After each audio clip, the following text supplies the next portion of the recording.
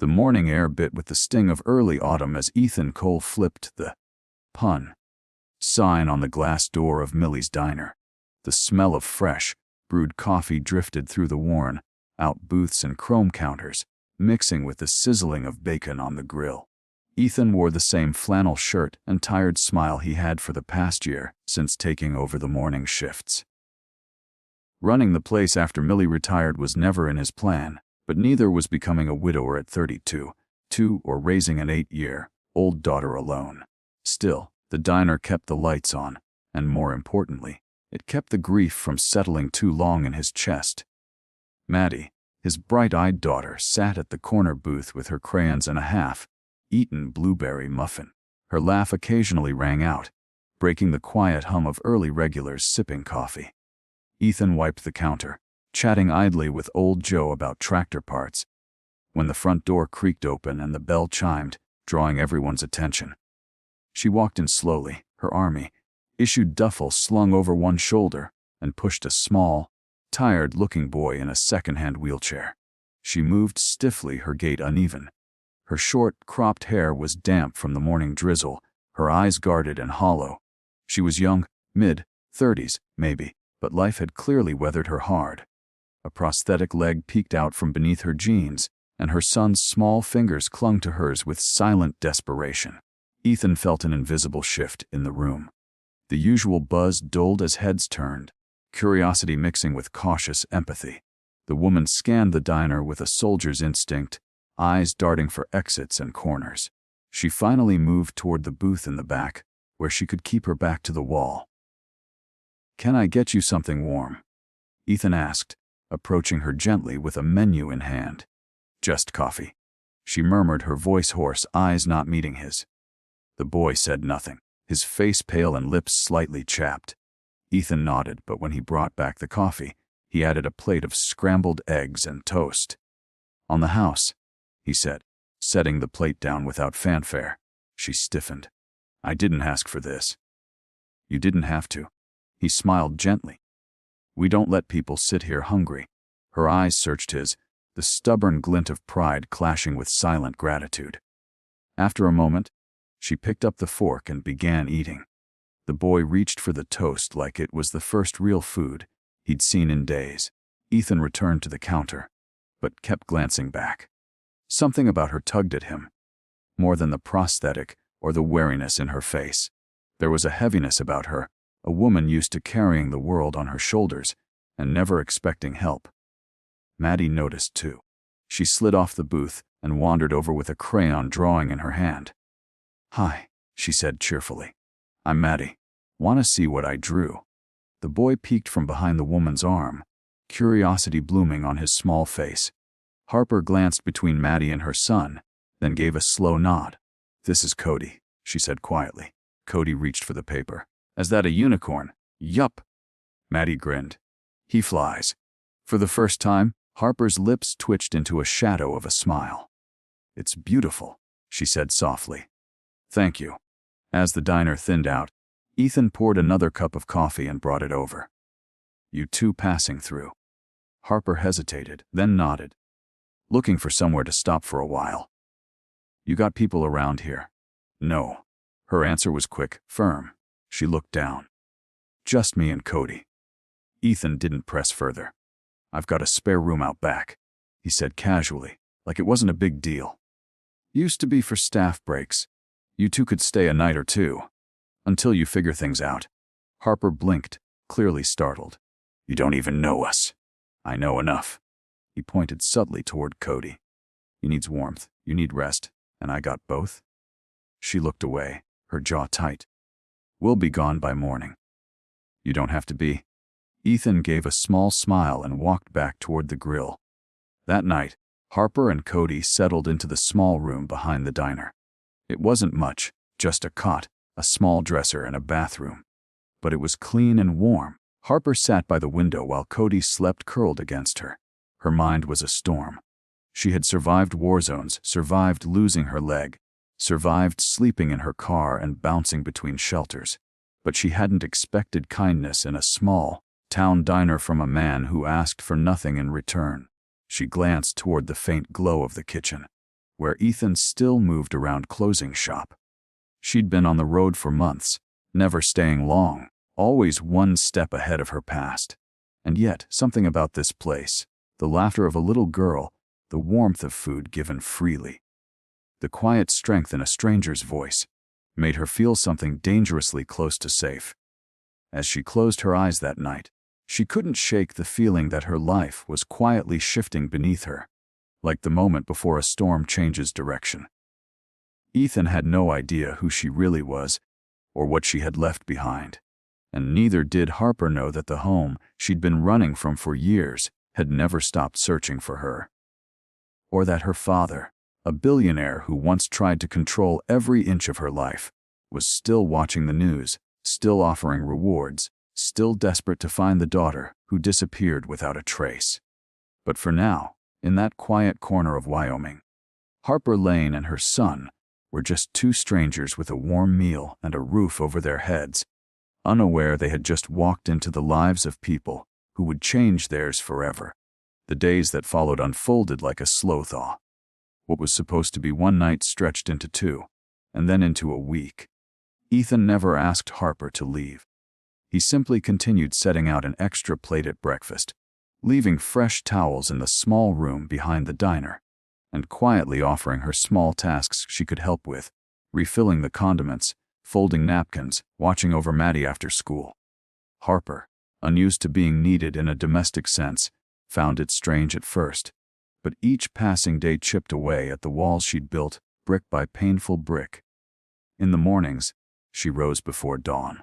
The pain in her residual limb always flared when it was cold, so she took slow, careful steps, using her cane as needed. She liked to watch the sunrise over the wheat fields from the back stoop behind the diner.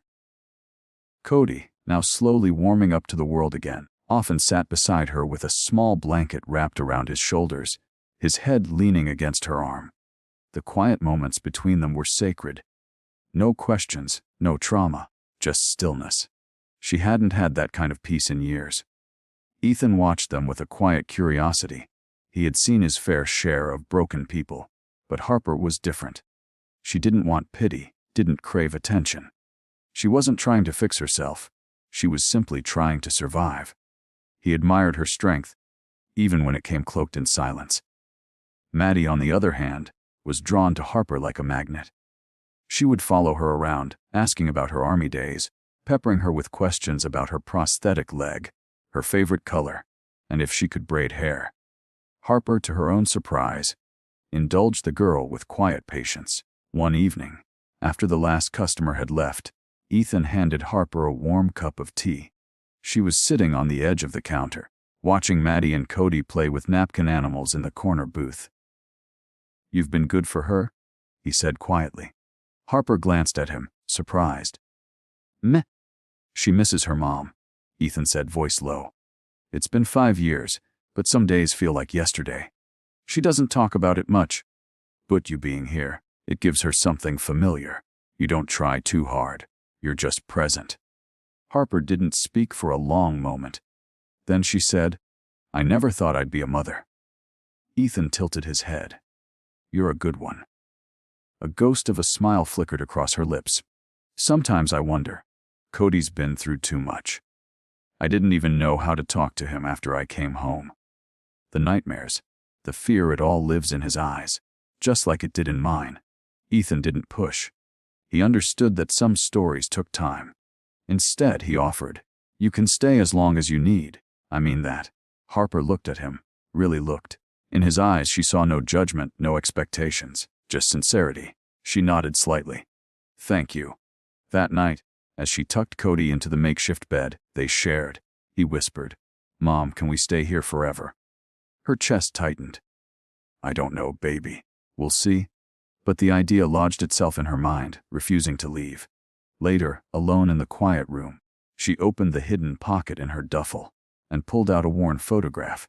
It was creased and slightly faded, showing a much younger version of herself in a white summer dress standing in front of an opulent estate. Beside her stood a tall, clean-shaven man in a tailored suit, Richard Lane, her father. She stared at his face, memories flooding back. The years of pressure, of cold conversations in marble hallways, the fights about her future, about money, about respectability. And then the day she walked out, just 22 and enlisted in the army, leaving behind millions and a name she refused to wear like a chain. He never forgave her for that. At least, that's what she had always believed. The night she was wounded in Afghanistan, everything changed. The convoy had been hit by an IED, and she remembered little beyond the fire, the screams, and waking up in a hospital with one less leg and more scars than she could count. Her commanding officer told her she was lucky to be alive. Harper didn't feel lucky. When she was discharged and returned to the States, her father didn't come, didn't call. She took it as confirmation that she was truly alone. But now she wasn't so sure. The memory of the news segment she'd overheard at a gas station weeks ago haunted her. A quick flash on the screen. Richard Lane announcing a reward for any credible information about his missing daughter, Harper Lane, last seen years ago. Would just want to bring her home, he'd said.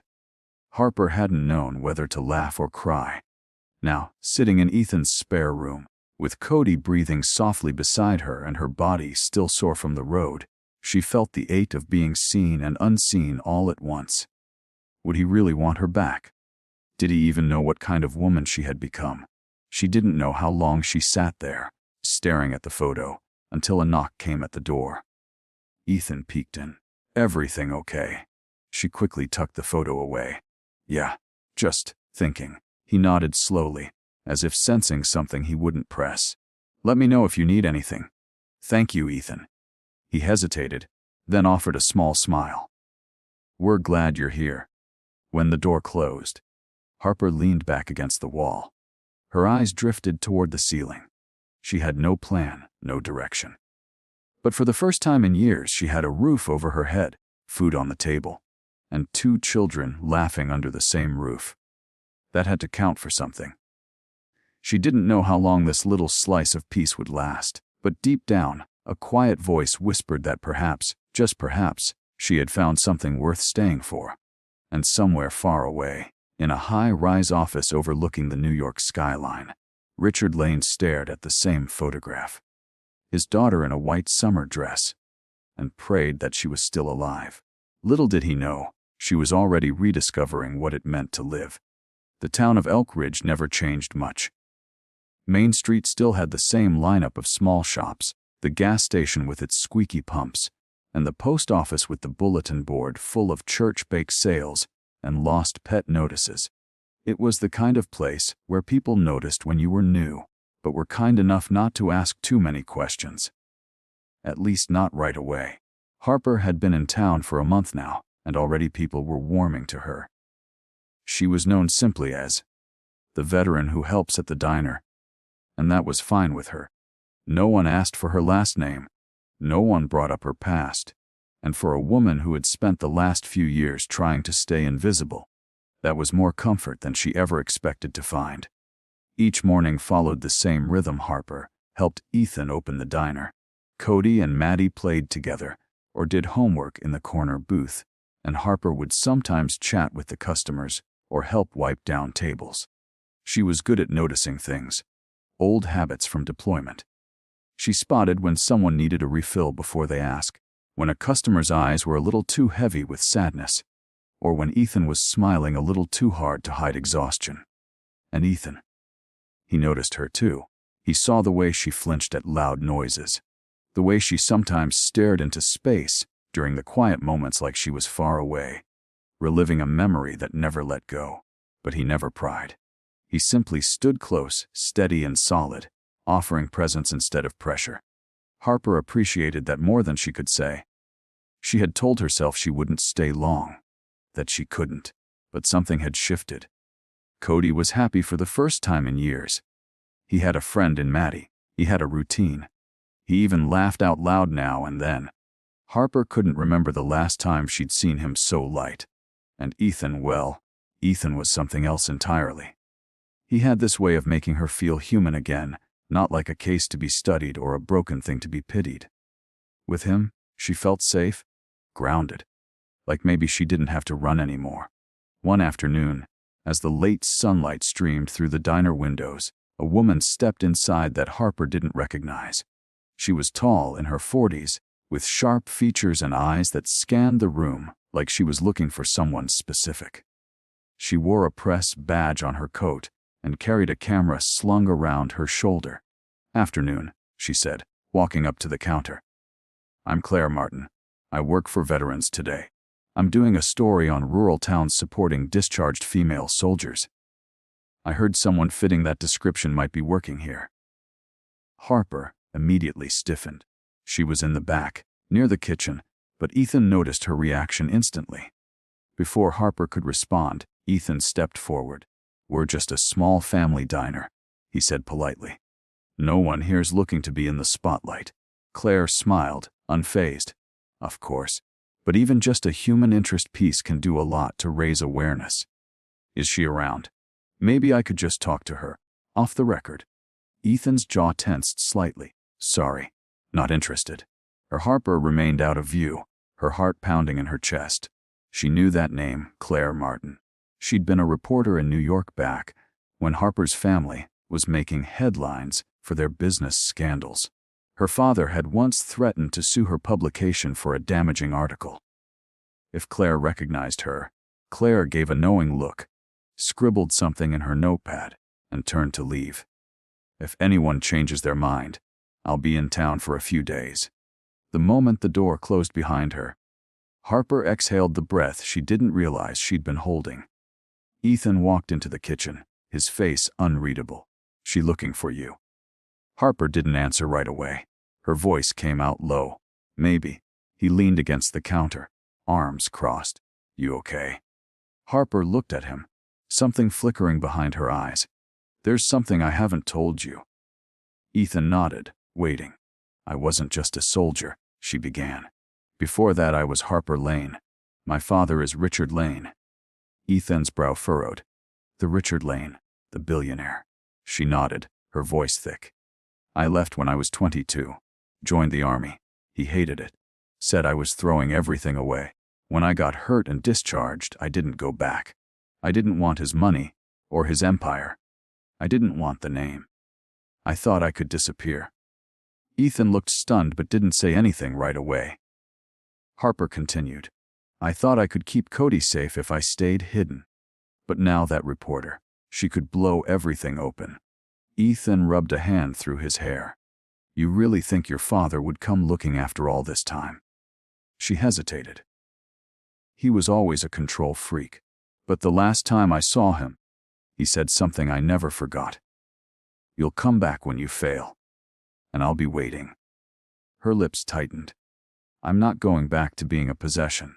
And I'm not letting him take my son." Ethan stepped closer, voice steady. "No one's taking Cody. Or you. Not while I'm here." For a moment, Harper felt something break open in her chest. A mix of fear, relief, and something dangerously close to hope. That night, she sat with Ethan on the porch outside the diner. Cody and Maddie were asleep, the world wrapped in the hush of night. Harper stared at the stars, her hands trembling slightly. "If it all comes out," she whispered. "If he comes for me, we'll handle it," Ethan said. Harper turned to him, eyes searching. "Why are you doing this?" "You barely know me." He gave a small, warm smile. "Sometimes you don't need years to recognize someone worth fighting for." And just like that, Harper realized she wasn't alone anymore. Not in hiding. Not in fear. Not in the battle between who she'd been and who she was becoming. She didn't know what tomorrow would bring, but tonight, beneath the stars, she allowed herself to believe that maybe, just maybe, she was finally home. The sky hung heavy with gray clouds the following morning as Harper stood at the kitchen sink, staring out through the rain-speckled window. Her thoughts swirled like the storm forming outside. Ethan moved quietly around her, preparing breakfast while Maddie and Cody colored at the booth. The weight of Harper's confession still lingered in the room like smoke, unspoken yet ever present. She had barely slept after telling Ethan the truth. Part of her feared that he would treat her differently now, that knowing she was the missing daughter of a billionaire would change the way he looked at her. But if anything, He had been even more steady. He didn't flinch when she spoke, didn't recoil from her pain. He simply stayed, present, solid, and unshakable. It both terrified and comforted her. Later that day, Ethan left for a supply run while Harper stayed behind to watch the kids. She tried to focus on normal things, helping Cody build a tower with sugar packets, laughing when Maddie attempted to braid her short hair. But her chest tightened with the growing dread that the quiet life they'd built was about to collapse. Just as she was settling the kids with snacks, the diner door creaked open. Claire Martin stood in the doorway, damp from the rain, holding an envelope in her hand. "I'm not here to cause trouble," she said softly. "I just need 5 minutes." Harper stiffened but stepped between Claire and the kids, motioning for them to stay where they were. She led Claire to the counter, keeping a firm grip on her cane. "I told you. I'm not interested in interviews." "I know," Claire said, holding out the envelope. "But you need to see this." Harper hesitated before taking the envelope. Inside was a photo, an older, grayer version of her father, holding up a newspaper with her name on it. Missing hair still unfound. Reward raised to 10 million. Beneath the headline was a handwritten note. "Harper, if you're out there, I'm sorry. I was wrong. I've been wrong about a lot of things. Please come home, Dad." Her hands trembled. Claire watched her carefully. "I wasn't sure when I came here, but the moment I saw you, I knew. You're her. Harper Lane. You've been running for so long you don't even remember what standing still feels like." Harper's eyes burned. "You don't know anything about me." "You're right," Claire said gently. "But I know a father's grief when I see it. He thought you were dead, and he's been trying to fix that mistake ever since." Harper turned away, gripping the edge of the counter for balance. Her heart warred between fury and longing. For years, she had convinced herself she didn't need her father, didn't want his forgiveness, didn't care if he remembered her at all. But to read those words, in his own handwriting, it cracked open something she thought was sealed forever. "I don't want his money," she said at last. "I don't want his empire." "Then don't take it," Claire replied. "Just see him. Let him see you. He's not asking for control. He's begging for a second chance." Before Harper could answer, Ethan walked in, grocery bags in his arms. His eyes flicked to Claire, then to Harper's expression. Claire nodded once and turned to leave, offering one final word. His staying at the Elk Ridge Inn, room 214, for 3 days. After she left, Ethan placed the bags down and crossed the room. "Are you okay?" Harper showed him the note, her voice thick. "His here?" Ethan's jaw tightened. "Do you want to see him?"